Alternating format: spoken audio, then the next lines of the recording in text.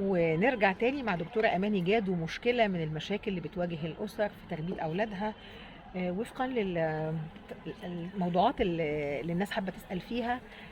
العصبية ونوبات الغضب، هل هي انعكاس لسلوك الأب أو الأم؟ إزاي ممكن نتفادى المشكلة دي؟ خلينا نقول ان العصبية دي ممكن يكون اسبابها كتيرة جدا. ممكن تكون اسبابها طبية، فاحنا في الاول لازم نروح للطبيب البشري نتأكد ان هو ما عندوش مثلا انفلونزا، او ان هو التهاب في الجيوب الانفية، او ان هو عنده ديدان، او ان هو عنده مشكلة في الغدة الدرقية، لان كل الحاجات دي بتسبب نرفزة للولاد. فخلينا الاول نتأكد، او صرع، خلينا الاول نتأكد ان هو ما عندوش الحاجات دي، وبعد كده نبدأ ندور على الأسباب النفسية أو التربوية إيه اللي أدى للطفل بده. في كمان بعض الأسباب التانية اللي هي فرط الحركة، واللي هو التأخر الدراسي، أو اللي هو التلعثم، أو إن هو عنده مشكلة في النطق، أو إن هو عنده ذكاء شديد الذكاء أو ضعيف الذكاء، أو ضعيف التفكير أو الذكاء. كل الكلام ده بيؤدي بالولد إن هو بيبقى حاسس بإن هو مش قادر. يعني الضعيف بيبقى مش قادر، فبيبقى عنده حبة نرفزة. اللي مش قادر يتكلم فبيبقى متضايق لانه عاوز يعبر عن اللي جواه ومش عارف. فعندنا بقى كذا حاجة وكذا سبب ممكن يكونوا مؤدين. خلينا بقى نبص للأسباب التربوية اللي هي ناتجة من الأب والأم نفسهم.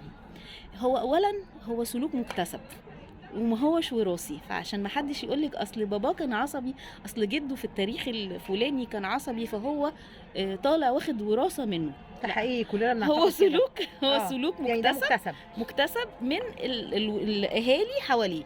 مم. فالاب مثلا والام لما بيتخانقوا قدامه وبصوت عالي، فطبيعي جدا ان هو كمان هينقل السلوك اللي شايفه للي حواليه وليهم هم اول ناس ولزمايله.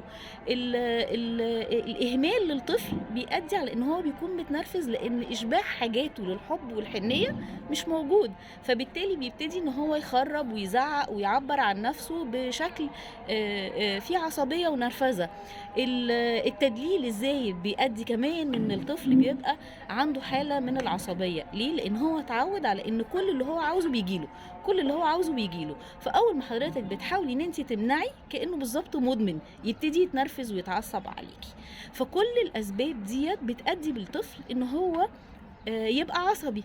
طب في اعراض بتظهر على الاطفال، وده بقى اللي هو محتاج ان حضرتك تتوجهي لحد متخصص يحط معاكي خطة علاجية ان احنا نتعامل مع الولاد دي.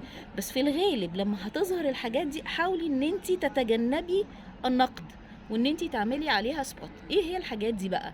اللي هو ان هو يقرقط ضوافره، ان هو يحط صبعه جوه بقه ويفضل ان هو يمص فيه، ان هو يبتدي يقطع في شعره، او ان هو يقطع في حواجبه او رموشه، ان هو يبدا يمسك شفايفه ويعضعض فيهم، ان هو يبتدي يقطع في الكلام. دي كلها يهز في نفسه هزات معينه. كل ديت علامات او حركات بتدل على ان الشخص ده عصبي. فبالتالي حضرتك تبتدي تقولي انا محتاجه اتوجه لحد تربوي يحط خطه علاجيه تربويه للطفل ده عشان نوقف الحده بتاعه العصبيه. لان بعد الشر لو احنا ما اخدناش بالنا وهو صغير وقلنا هو طفل وخلاص، لما هيكبر الموضوع هيكبر معاه. وزي ما انتم شايفين ان في بيوت كتيره بتبوظ بسبب العصبيه، سواء من الراجل او الست. ربنا يكرم ولادنا كلهم. ان شاء الله. ميرسي، شكرا لحضرتك. ميرسي يا فندم، شكرا.